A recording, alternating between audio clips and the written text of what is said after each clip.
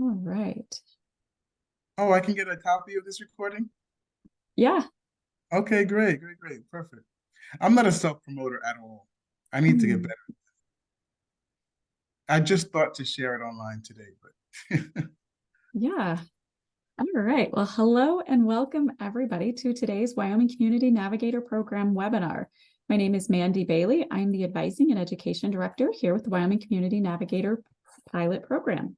I'm going to be working behind the scenes today, facilitating our webinar and helping with any technical issues that we may have, which I hope there are none, and also facilitating questions as well as putting helpful links in the chat.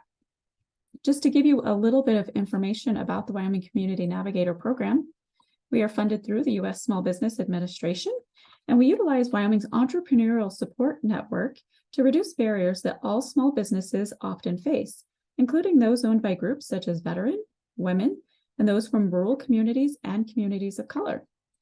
We do this through a hub and spoke model, so that is how we pursue our goals. Through collective efforts, the hub and spokes provide training, access to capital, and access to other resources to help Wyoming small business owners build resiliency and ultimately be the driving force behind our economic recovery. So today we are going to hear from Antoine for Consumer Packaged Goods Launch Blueprint. And just to give you a little bit of information, Antoine is a licensed Florida attorney who graduated from the Howard University School of Law and is a former fellow of the business law section of the Florida Bar. And so we are so thankful to have Antoine here. He is an amazing resource. And with that, I will turn it over to you, Antoine. great, Mandy. Well, thank you very much again for having me here today. And to everyone who's taken out the time in the middle of their day to join us, I welcome you. I appreciate you. And I hope you get as much from this presentation as I put into it. So with that, let's go ahead and jump right in. Okay, so, oh, that should have been smoother. There we go. The time is now. So this was the flyer from a presentation or slash workshop that I did earlier this year, back in August. I think that's how Mandy and I got connected. I was teaching individuals in the South Florida community how to launch a six-figure consumer packaged goods venture in the beverage, beauty, and snack food industries. This was something that was inspired by my own success in the industry. It was something that I felt as an attorney. I had multiple avenues of creating value for individuals who also wanted to follow that path.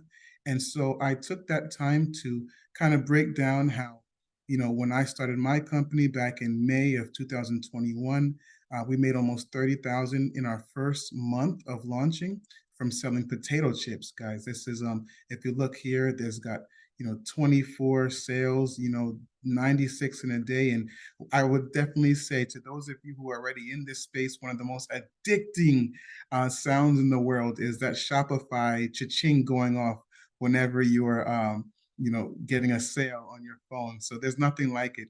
And when you have 96 of them going off in a day, it's definitely something else. But, when I sat there and, reviewed my own personal success in the industry, I definitely thought that it was something I should package and help others to achieve as well. Because there's nothing like this consumer packaged goods industry. So I want to start there. When your why is big enough, you will find your how. If your why doesn't make you cry, it's not your why, right? What is your why? The two most important days in your life are the day you are born and the day you find out why, right? So this why question, Simon Sinek has an excellent book, Starting with Why. Why is this so important? Because when doing this, when starting any endeavor, especially in the consumer packaged goods industry, you have to know your why. Everyone's got that product idea. They're at a barbecue, they taste somebody's barbecue sauce, or they're at a church bake sale and they're eating somebody's muffins, and they're like, man, this should be national, this would be amazing. But for so many of those people who make those declarations, a lot of them never take any action beyond that day. And the reason for that is because their why wasn't big enough to find a how.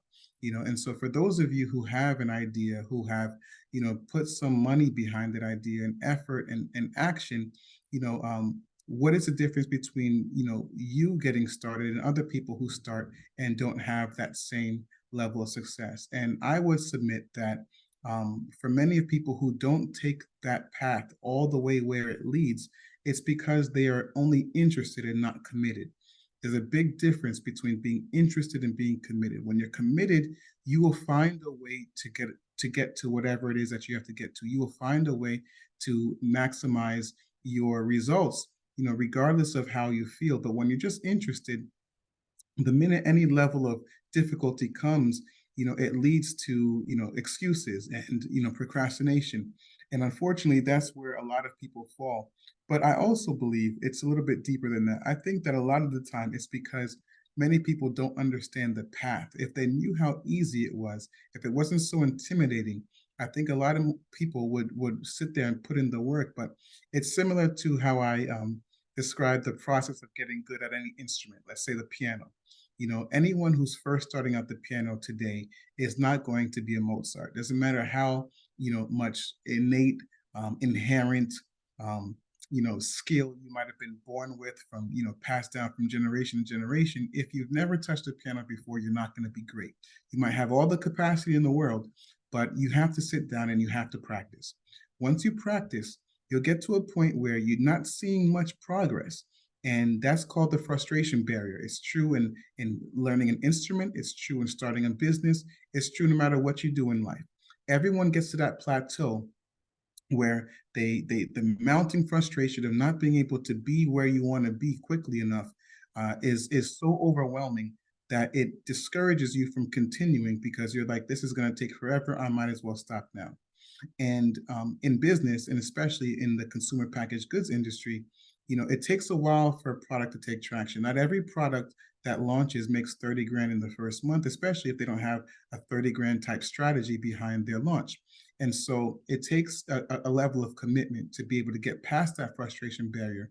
And then typically what happens is, businesses, skills, languages, it all grows exponentially after that point, where you get to the point with the piano where, you could just be listening to a song and practice in your head and be able to play it immediately, almost verbatim, without even having practiced it before, simply because you've already put in the work. So procrastination, my goodness, this is definitely, I said to Nicholas earlier, I feel like I'm back in school because, I see, I still have it, that skill of getting presentations done at the last minute.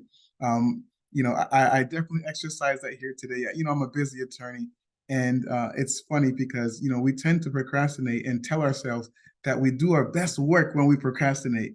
I can't tell you how many times I've heard that or said that during law school or undergrad. And it's just not true.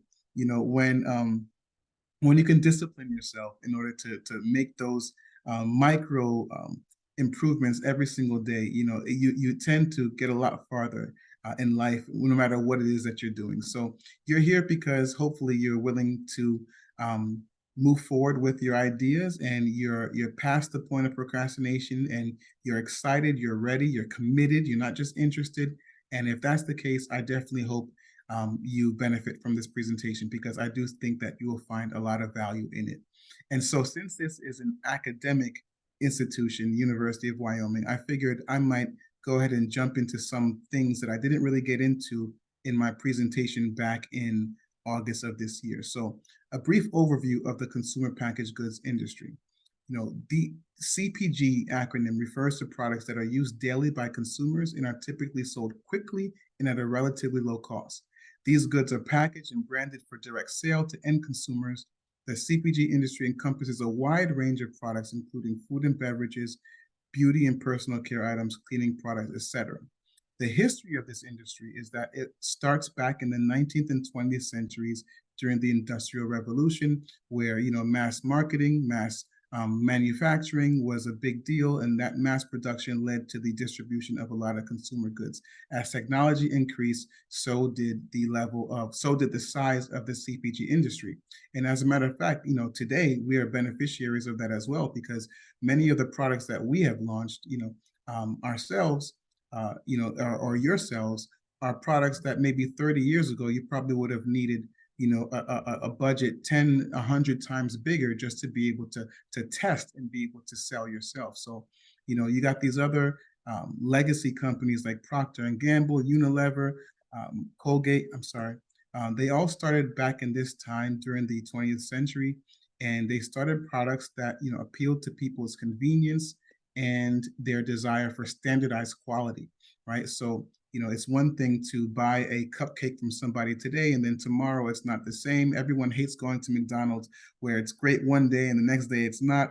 We want that consistent quality. And so that's one of the benefits of the consumer packaged goods industry.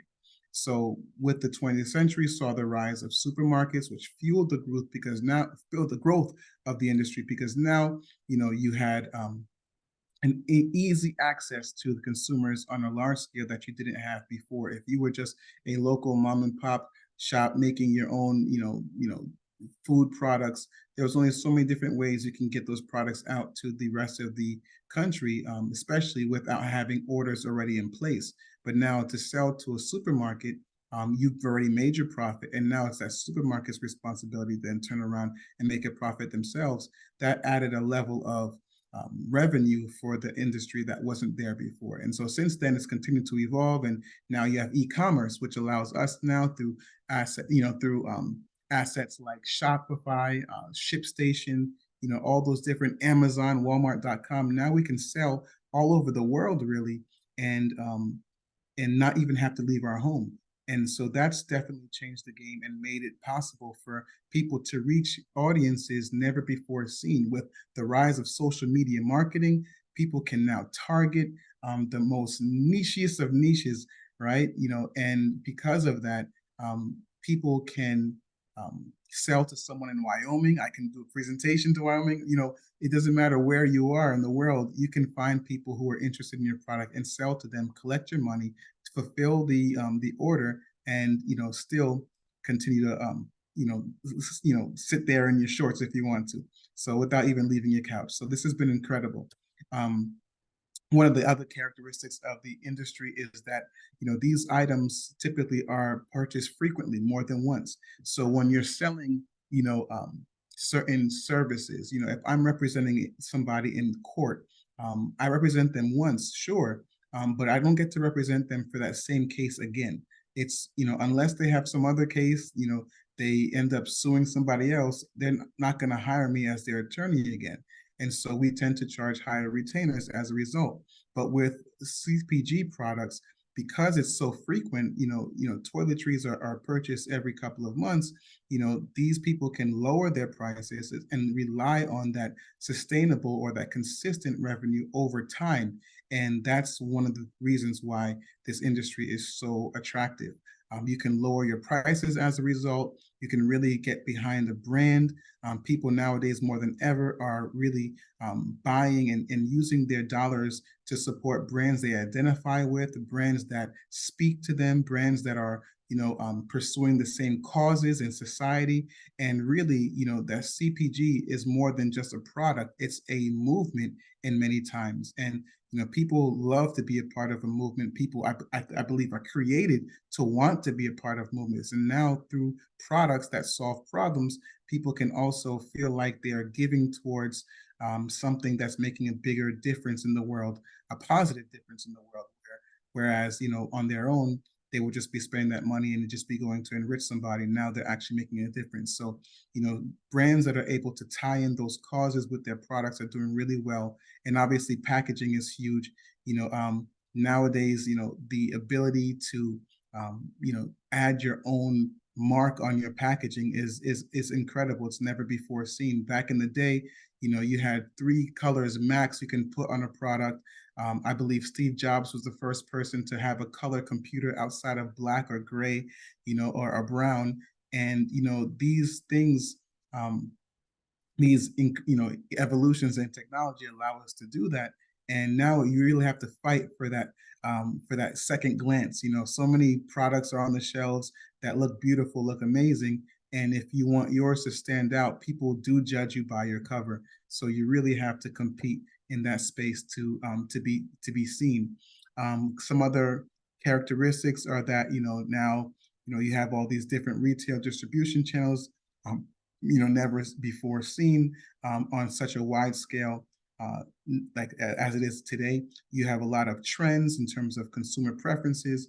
People are moving towards health conscious choices when it comes to food, sustainability, when it comes to makeup and beauty. People are really, bent on making sure that the makeup you buy is one that contemplates you. I know a lot of darker skinned women, buy makeup now and are able to find shades that match them, whereas in the past they weren't able to do so. And so, you have a lot of innovation.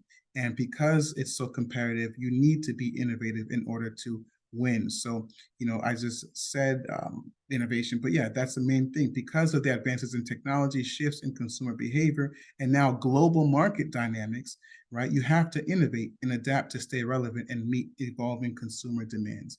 And so I broke it down into the 5 steps towards consumer packaged goods success, right? You can pretty much, um, you know, do an anatomy of the most successful consumer packaged good brands to launch in the last 5, 10 years, and you'll find the same 5 steps no matter who it is, right? So if you're um, looking to have similar results, they say success leaves clues, right? So instead of trying to recreate the wheel, pay attention to these steps because you will see that there's a lot of similarity between these steps and a lot of the brands that have launched and sold for multi-millions and often billions.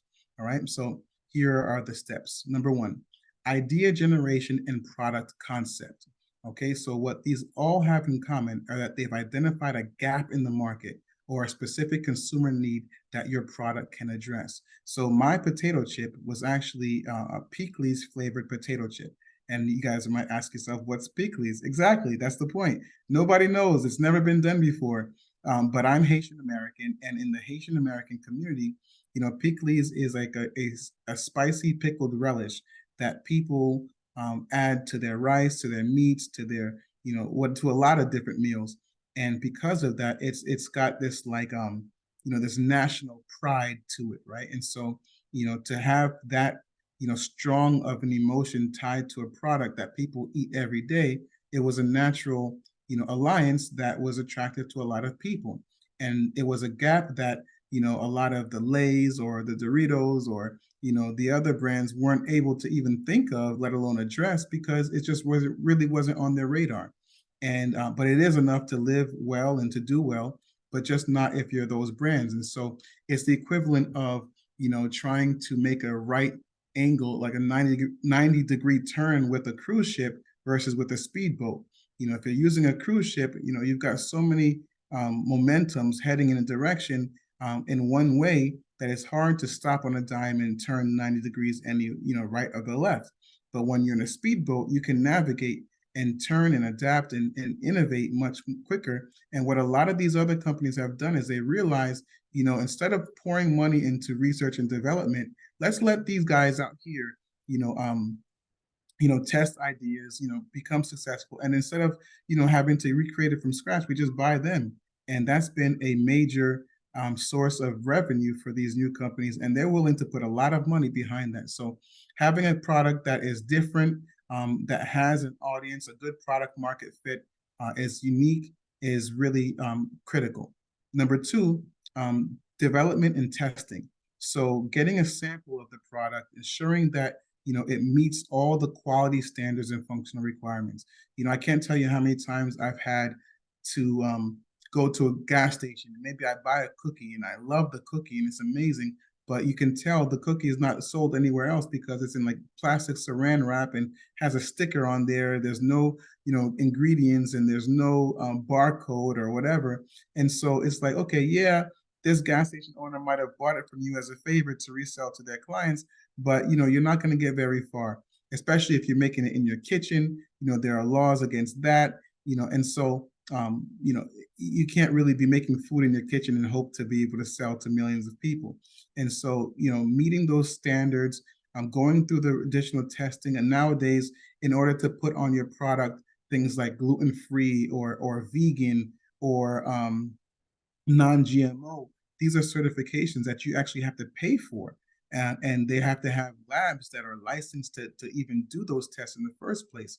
And when you're getting those designations, now they speak to your audience in a way where Your audience has some assurance that they know what they're getting. And so a lot of people don't even buy things unless it says kosher on the packaging.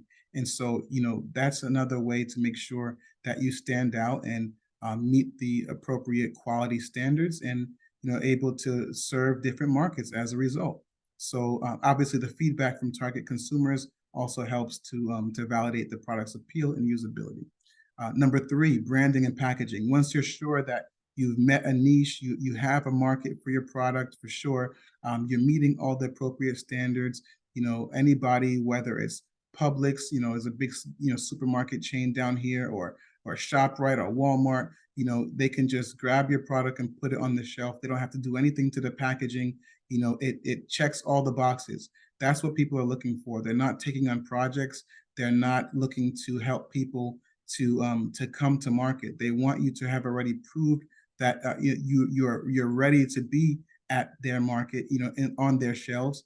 And once you're able to demonstrate that, they don't just order by the case, they order by the truckload. And those are the purchase orders that change lives. So you definitely want to make sure your branding is attractive, the packaging checks all the boxes, and that your packaging aligns with your desired perception of your product in the market. So if you want to be seen as a cool, edgy product, you definitely want to have cool, edgy packaging. Everything is a message. From what I'm wearing right now, you probably have certain assumptions you've made about me based on the color of my shirt and my suit. So it depends. I'm sorry, it has a big effect. And a lot of what people assume about your product depends on how you present it.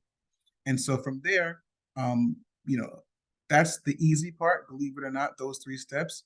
It only gets more difficult because now you might be able to have a great product that has proven itself to be very attractive and tasty, or effective for your consumers. You might have been proven, in the sense that you have satisfied the quality standards and everything's the way it's supposed to be, and it's got great packaging, and it checks all the boxes in terms of how to be able to be eligible for most people's shelves in their stores.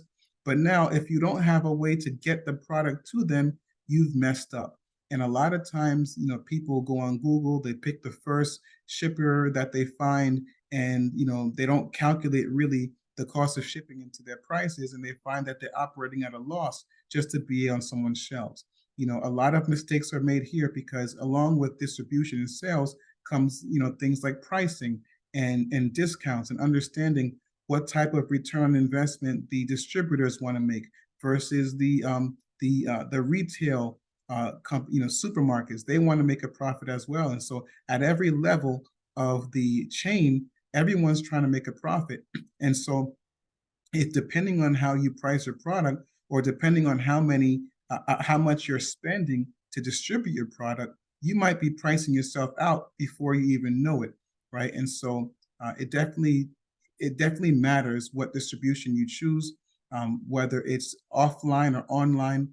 Online's a bit easier, but then someone has to fulfill those orders. Someone has to pack those boxes, bring them to the post office. A lot of manufacturers are doing that these days for their for their clients. And so it's great if you find someone who can manufacture your product, as well as fulfill the orders. But if you don't, that's another aspect to the business that you're responsible for. And everyone hates it when they buy a product and it comes later than it's expected to come. And so a quick way to lose a customer for life is the first time they purchase your product, it says 3 days it'll arrive, and it ends up taking 7.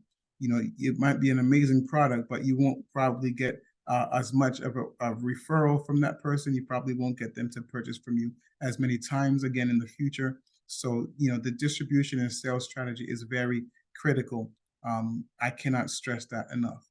And lastly, what you've seen a lot of these successful companies do is that they really emphasize their marketing. There's a lot of intentionality behind their marketing in their launch plan. When I lost my chips, I didn't just go post on Google, hey, buy these chips, or on Instagram. I had an influencer. As a matter of fact, I partnered with an influencer, which was a big mistake in many ways, but it benefited me in that sense because, when their platform saw their face on their product, they responded really well, and in a way where if I had try to get that type of following organically, it might have taken me many more months or even years. And so nowadays, you don't need to partner with influencers.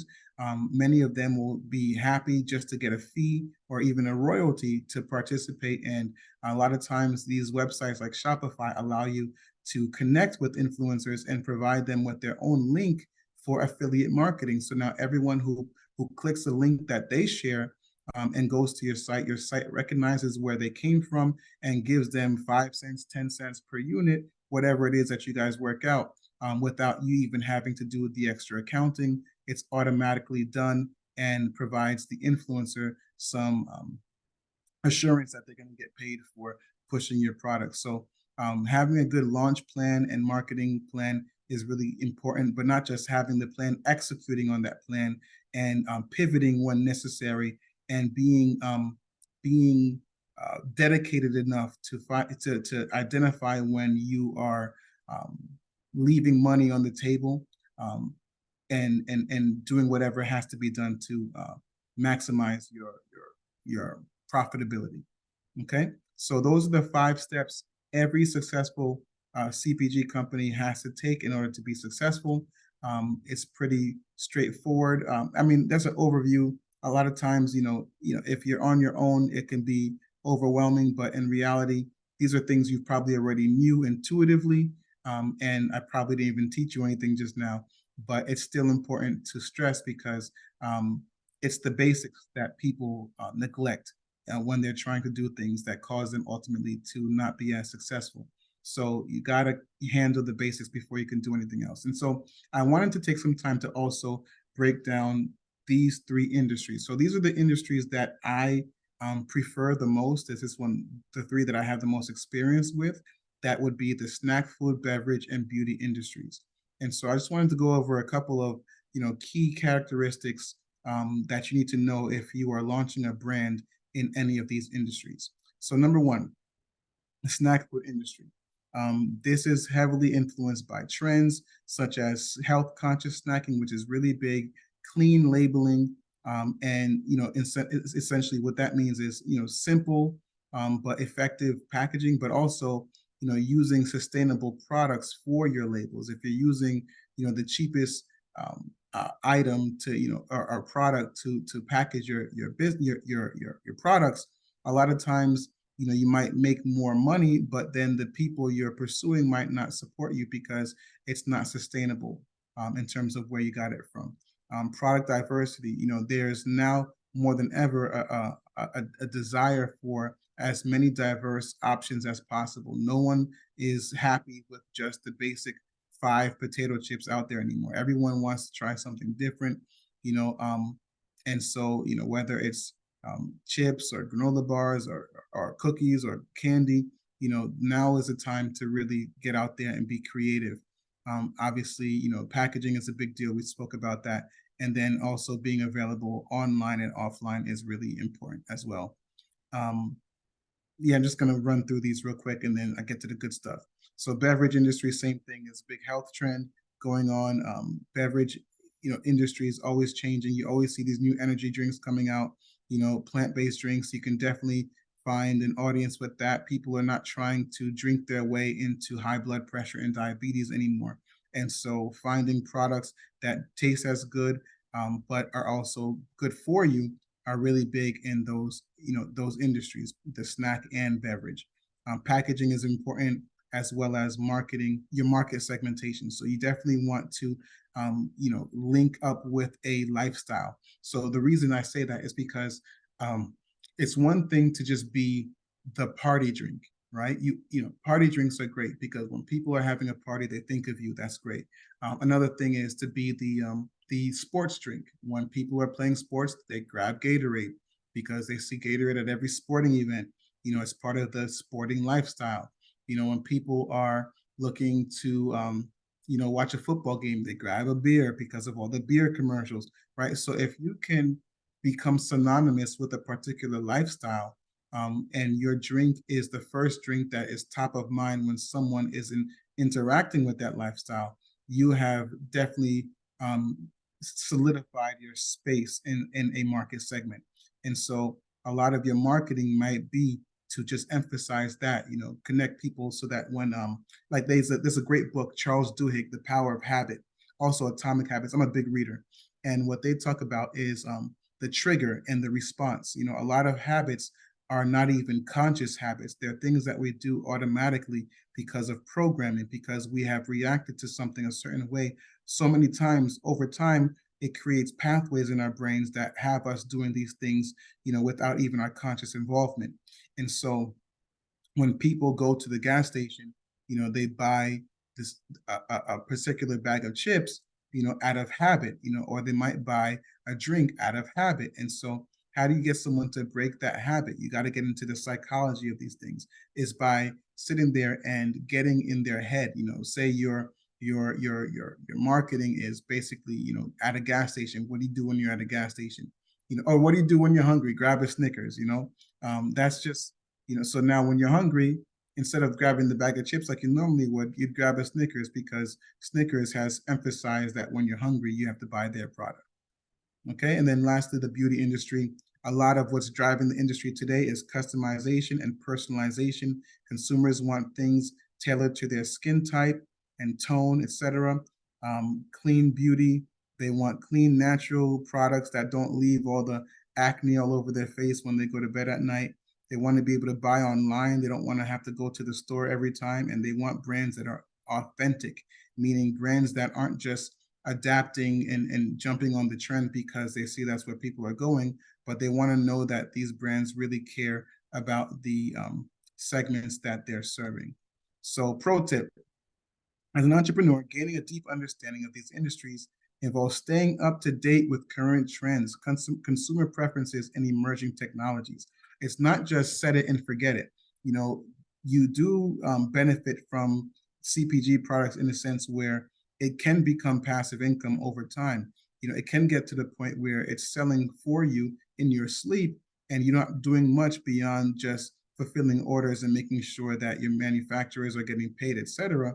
But at the same time, if you don't want to be the next blockbuster, you have to make sure you are staying on top of trends, because you might see a warning that your particular product is going out of, favor. It's no longer as trendy. So you might want to pivot and adapt to a different trend. You do that by staying engaged with industry magazines, trade magazines, going to industry conferences, networking in your industry. All those are different ways to make sure you stay up on your particular industry. And by doing that, you'll be better equipped to stay current, stay relevant in your industry. And so here's the good part. I wanted to talk about two case studies that I think are really exciting. And I'm going to get done, within hopefully the next 15 minutes so we can take some questions.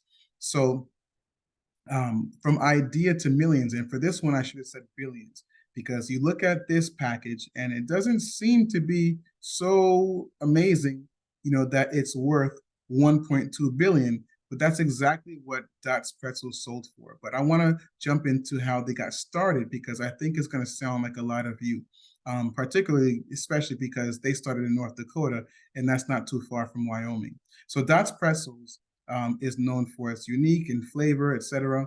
And it came out, well, you know what, let's just move on. So Dots Pretzels was started by Dorothy Dot Hankey in Velva, North Dakota. She had been making these pretzels for years with family and friends and gained a reputation for its irresistible taste. Encouraged by the positive response, she decided to turn it into a business. Anytime you turn your passion into a business, you are definitely looking at that frustration barrier like it's nothing, like it's just, a pebble in the road. Because when you're passionate about something, you'll continue doing it whether you're getting paid or not. It's something that you love and pays you in different ways. And so this was a passion of hers. She gained a cult following because of the addictive flavor profile. Hopefully, if you guys have had a chance to taste this before, you know what I'm talking about. And as a result, the word of mouth spread. It became really popular. I remember listening to a podcast where she said that she got with, I think it was an MLB team, no, it was like a local, I guess minor league baseball team, that she ended up doing these pretzels for. She had people in her neighborhood That first time she got that huge purchase order, she had people from her neighborhood coming together and helping her to fulfill the order because they didn't even have a um, a manufacturer yet. And the amazing thing about this story is that all the people who helped her fulfill those orders, when she ended up getting paid, she did not forget them. She came back and she blessed them, almost everybody in her village with not her village, her city, with a lot of money. So I think that's amazing. But they started to grow and started to get to a wider audience, and eventually the recipe gained a loyal following nationwide. And from there, Hershey Company bought Dots Pretzels in 2021 for 1.2 billion, something she started in her kitchen, guys. That's amazing. You only really hear stories about, tech companies, Facebook, Instagram, Microsoft, where people are in their basement or their garage and they create Apple or they create, all these amazing brands that we've come to, know today, Twitter, YouTube. These are things that were made in college dorms, and I remember the trend for a while was everyone wanted to have the next app because apps were selling for hundreds of millions and billions at every turn.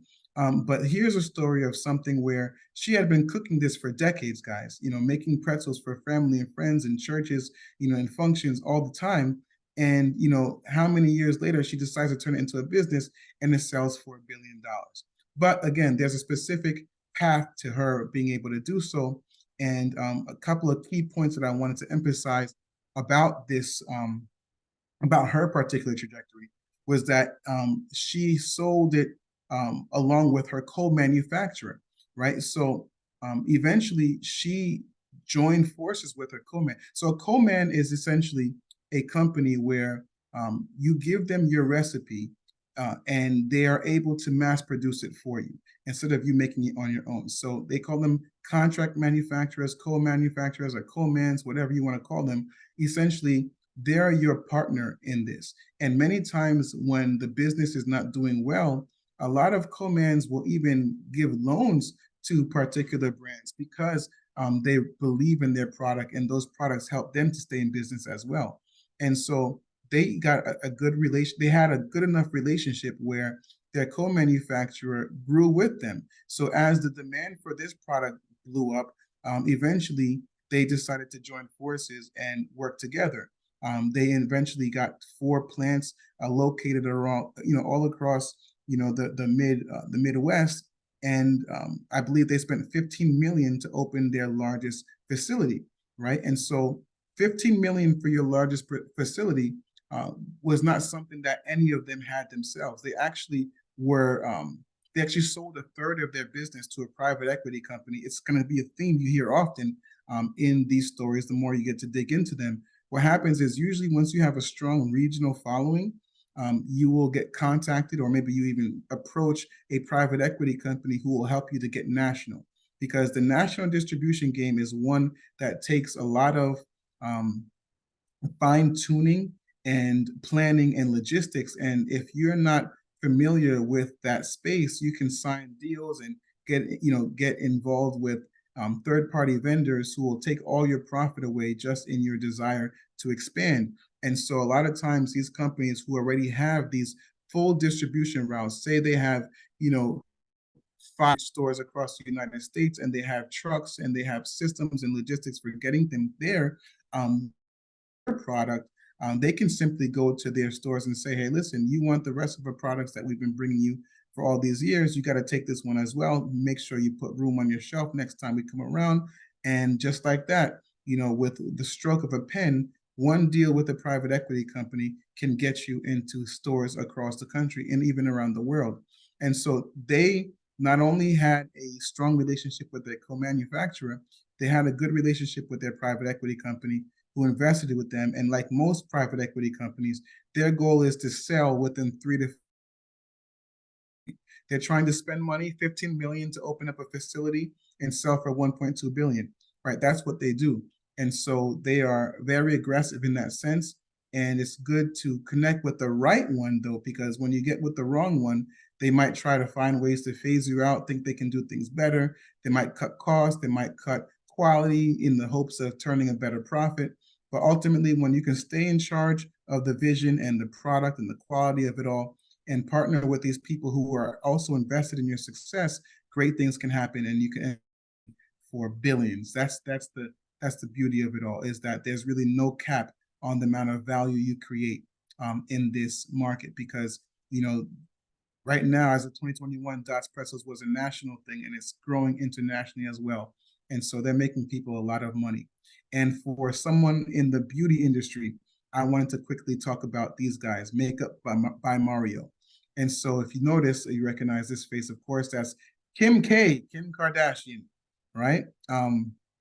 This guy, Makeup by Mario, is an amazing story himself.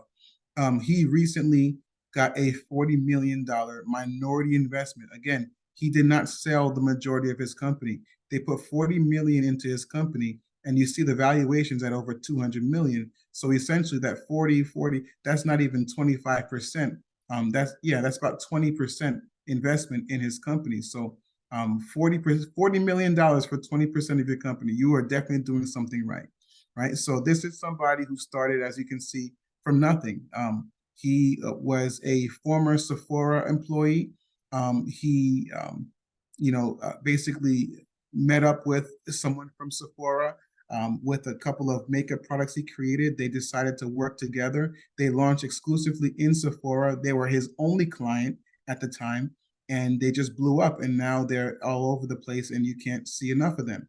Right. What really makes his story incredible is that he was or his parents were immigrants to the United States, and they were in Manhattan and really old school traditional, and didn't believe that a boy should be involved in makeup. And eventually, when they found that he had been doing makeup on the side, he used to hide his little tools and everything in a shoebox under his bed. And when they found out that he was involved in the makeup industry, they kicked him out of their house. Like, no son of ours is going to be involved in makeup. And he was homeless at a time, sleeping on people's couches, working at Sephora, like many people you may know today, and luck struck one day when, he got himself an agent to do some celebrity makeup. And it turns out that an up and coming influencer needed something done. Her makeup artist had canceled on her, and she needed someone who was available. He was the first one to get the call. He made his way over there. He ended up connecting with this young lady, Kim Kardashian, and has been her personal makeup artist ever since, for over a decade. Like, can you believe that? Like, what are the odds, right? So because he was able to connect with her, now every single time he did a look for Kim Kardashian, that look would become something that every little girl across America would want as well. And so he was starting all these trends, based off of one client that he had, and essentially built such a huge following. He was able to do classes on, how to do those same looks on your own, on a budget, whatever the case might be, and eventually started selling his own products. And now he's worth probably close to, over $100 million, right? So they're using the capital to buy, to get employees. They only have 20 employees. Can you believe that? $200 million company with 20 employees. Sales is a big thing. And again, this investment was from Providence and Silas Capital, which is a private equity company. Those private equity companies will buy a 20% stake in your company, for multiple millions of dollars, only because they believe that they can grow that brand enough and be able to sell for somewhere in the hundreds of millions, if not billions, right? So no one spends $40 million if they don't think they're going to get at least 80, right? So that's something that is definitely available to anybody. And one of the incredible things I thought about this story that made me want to, point it out today, was that in his interview, this guy, Mario Dedivanovich, I hope I said that right, he said that he was self-funded up until that point. Up until the point where he got a $40 million investment, everything they did up until that point was self-funded. These guys worked at Sephora. He didn't come from wealth. He came from off the street, and obviously he had, made a lot of money helping, Kim Kardashian or whatever. But when he launched this product, he did so from his own funds. And that's something that is, there's something to be said about that. If you believe enough in your own product that you're willing to invest in the expansion of that product, great things can happen. They didn't have any resources before, but now with the sales team and 20, employees, etc. Now they should be able to do things that they weren't able to do before. And so that's a big deal. One of the partners at the private equity company, made a point to say that A+ assets with a strong identity and profitability will always find investment. And there is the formula, ladies and gentlemen. A+ assets, right? Something that's profitable and something that has a strong identity, meaning that the brand knows who they are, they know who they serve, the audience knows who the brand is, right? There's a great product market fit, and they're not faking. They're not just, jumping on a trend because it's some, amazing fad. They're here to stay. Those Kim Kardashian fans are not going anywhere. Every year I find out about another sister who's a billionaire. That family is doing things, right? So it definitely is here to stay. And so you can find that same product market fit. It doesn't have to be Kim Kardashian. He didn't, connect with Kim Kardashian when she was Kim Kardashian. He connected with her when she was up and coming, and you can do the same thing. And so definitely find that this was an amazing story worth discussing. They got $40 million, a couple of key insights here. They have doubled sales every year they were in business, and they're expected to do 100 million in revenue in 2023. That's incredible. They're across 13 different countries. They have a direct-to-consumer model on e-commerce, which makes up 15% of their sales. And so 15% of their sales is coming from, online. If you're doing the math, that's $15 million, right? You ask yourself, can I sell my makeup online and make some money? These guys are doing $15 million worth of makeup online. So the answer is yes. All right.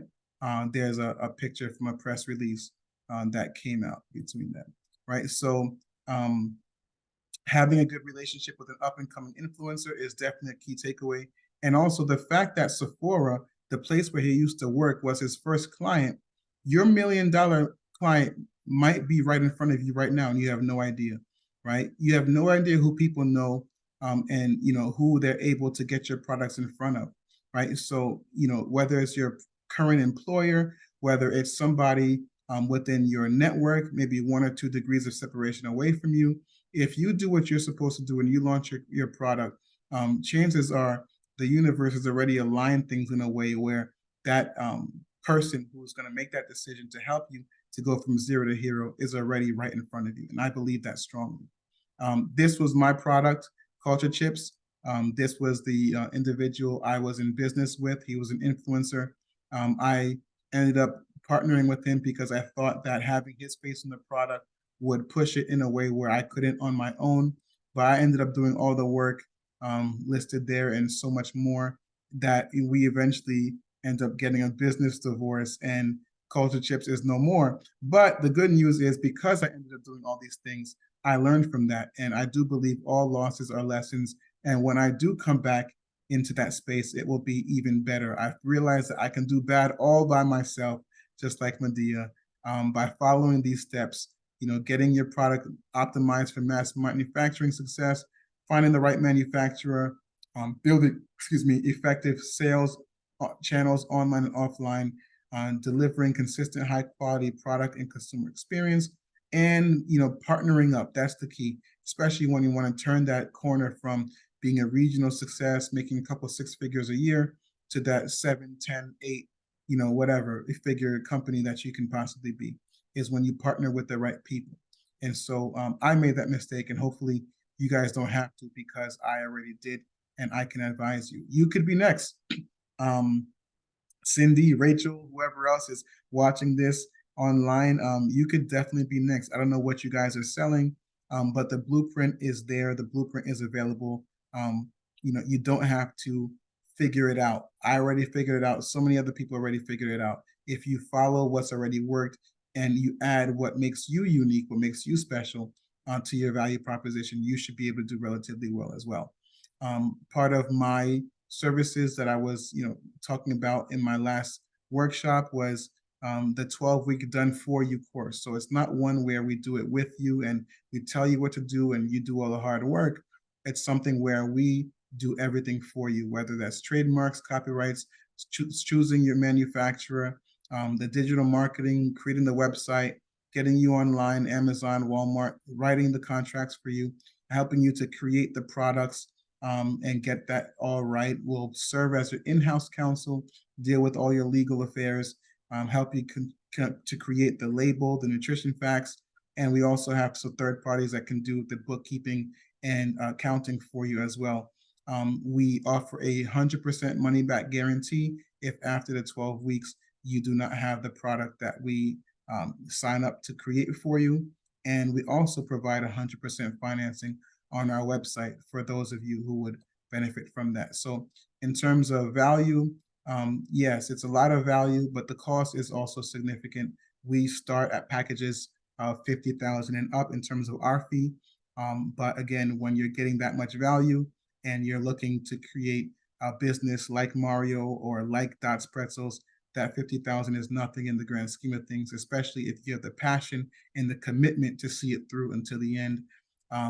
Again, 100% financing, 100% money back guarantee. If you want to learn some more information, you can go to www.cpglaunch.net. You can apply today.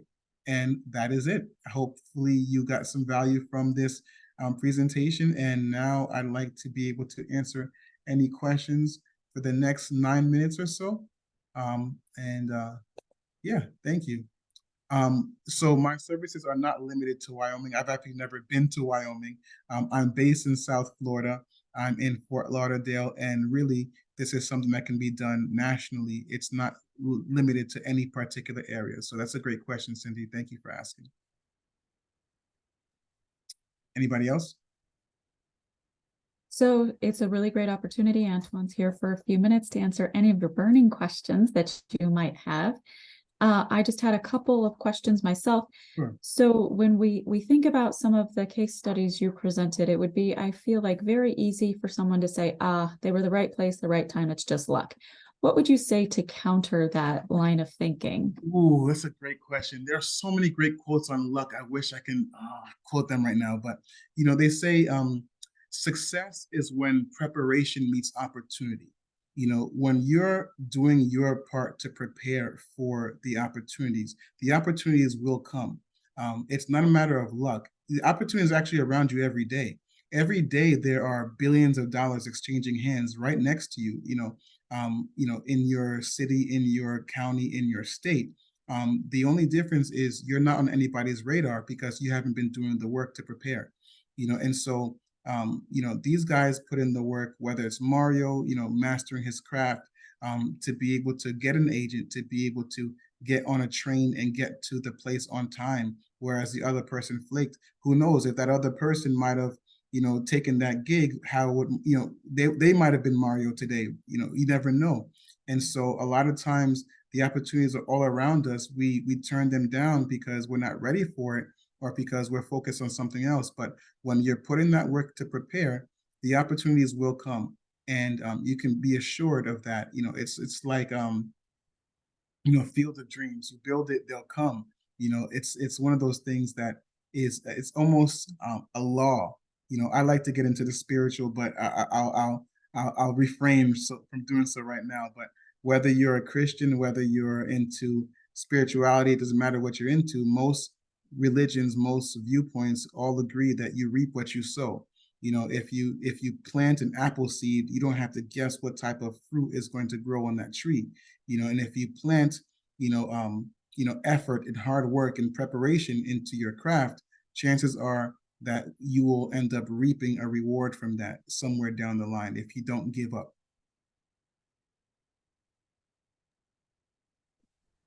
Okay, we got a question. I work in the food product recipe to formulation space. Okay, cool. Do you have any go-to sources for someone hoping to go beyond their home kitchen and participate in interstate commerce, nice word, to build their product to your 5 steps? Yes, I do. So in terms of recipe to formulation, could you be a little bit more specific? And feel free to unmute yourself. Hopefully, if there's not too much noise around you, you can kind of explain what you mean by that, and I can give you some good advice. Or you could just, clarify in the chat. Sure, I'm here. Okay. Yeah, grandma's pickle recipe. Ooh, okay, all right. There's a start. Okay, so you have a recipe for pickles. Do you actually sell the pickles or are you selling the recipe? Okay, so as a disclaimer, I've already done this in another state. Our family did. So I just recently moved to Wyoming. Okay. Um, so as I'm working with folks, and I still do in terms of micro entrepreneurs and that kind of thing, I guess what I'm looking for is where would I tell people to go do this in Wyoming? And that's why I brought in the SBDC. Oh, I see. I Where would see. they refer people? And the whole idea is building up to the point where they would come to you and look at those 5 steps and Okay. eventually, go from there. Okay. Well, yeah, so that's definitely something we can talk about. And, hopefully I can I'll put my information here in this chat in a second and you guys can reach out if there's anything I can do to help with that. I'd be more than happy. I know the Wyoming SBDC has done incredible work in terms of people helping people in that state get their businesses off the ground. They have these type of, events, I think monthly. And so they're definitely a great resource. So definitely work with the people locally if you can. I can definitely help with some, advice in that space as well. Again, it's not recreating the wheel. Just because you're in Wyoming doesn't mean the process is different. It's still going to be the same steps. Now, you might have to tailor those steps to where you are and the people you're working with. But for the most part, that's what they're going to have to do. They're going to have to figure out a way to first make sure that their product is one that a market is ready to receive. It's one thing if everyone likes their cooking. No one hates their cooking. Well, most people don't hate their cooking, right? But if they love it, that's wonderful. But will the world love it? Will the market that they want to serve to, love it? And that's key because you don't want to invest too much money in something. If everyone loves cucumbers and you start selling pickles, you might upset some people, right? So you want to make sure that you're actually selling to people who want to buy what you have to sell. You bait the hook to suit the fish, right? And once you can do that, once you know for sure with some relative predictability that you have a market for your product, then the goal is to now make sure that you can consistently deliver that product at a high enough quality, and at a high enough scale, right? And to do that, you typically partner with somebody, whether you're doing the actual food product, you're working with the co-man, or whether you're doing the just the recipe itself, and you're doing print on demand, recipe book where you're not actually printing or publishing the book, but when every time a book is ordered online, that book is then printed and shipped, and your profit sent to you. So whatever side of that industry you're on, you can find a way to scale it without having to do all the work yourself. There are companies who specialize in scaling practically everything you can think of. And so once you have a product, once you have a consistent quality, you'll have to do some type of testing, obviously, to do that. You'll get your label made in the process, and get the FDA approval, all those different things you need to be able to get on shelves. Or maybe you just work in a commercial kitchen on your own and you just do this there. But for the most part, once you do those things, then it's about distribution. How am I going to sell these? Am I going to sell these as food markets, gas stations? Am I going to do this at farmers markets or online? How do I sell online? If I'm shipping to someone in New York a pickle, how do I, is it fresh? Like how does that work? And so you have to figure those things out. Once you're able to do that, then obviously you have those distribution channels in place. You got to make sure that you continue to consistently fulfill those orders so that the people don't have empty shelves. Once they start with you, they can continue with you without any dip in the availability. So obviously there's some questions, and the further you go down the line, the more advice I can give you. But for the main part is making sure you have a market for your product. It sounds like you do because you said you're in another state as well. But if you're trying to help other people duplicate this and their products are a little bit different than yours, then I would advise definitely for them to make sure that there's something that they really believe in before they spend too much money on it.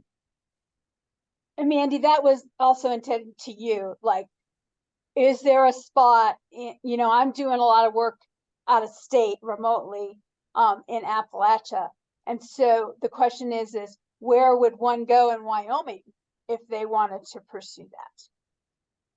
So just as a disclaimer there, try and help you out a little bit. Because I'm not sure and I haven't really researched it, but yeah. Right. So as long as your business is located in the state of Wyoming, the Wyoming SBDC is always a great resource in terms of, there's also some other resources such as Manufacturing Works, Impact 307. They also are good resources as well. Yeah, those are two names that I had not heard of before. Well, you said Impact 307, and what was the other one? Manufacturing Works. And for women-owned businesses, we always suggest the Wyoming Women Business Center. Yeah, and the SBA has great resources too. The SBA has a score. Those are like free consultants you can go to and get some advice from as well. So these definitely got some options. Awesome. So obviously, Mandy, my registration does not match my interest in this today because I signed up as our real estate company. Awesome. Nicholas, thank you. Thank you, Cindy. Dawn, did you have any questions?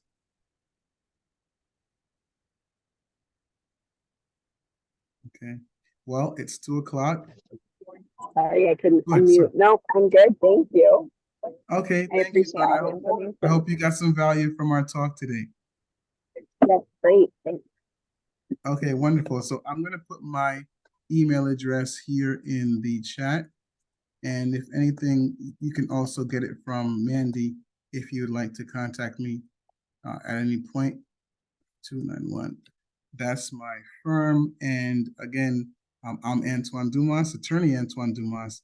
And this has been a real pleasure being here with you guys today. I wish you all the best. Thank you, everyone, for attending, and have a wonderful Thursday. All right. Take care.